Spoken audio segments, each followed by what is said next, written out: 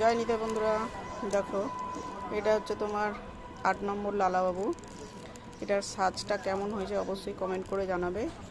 আর এটা খুবই খুবই কম প্রাইসে যাবে। সেটা হচ্ছে এই সমস্ত ড্রেস আপ দিয়ে, কানের গলার হার, বালা, পাগড়ি, কার্লিং চুল, কানের সমস্ত কিছু দিয়ে, সমস্ত অঙ্গরাগ সহ এবং সাজসজ্জা সহ এটার মূল্য হচ্ছে মাত্র আর মাত্র ৪,৫০০ টাকা।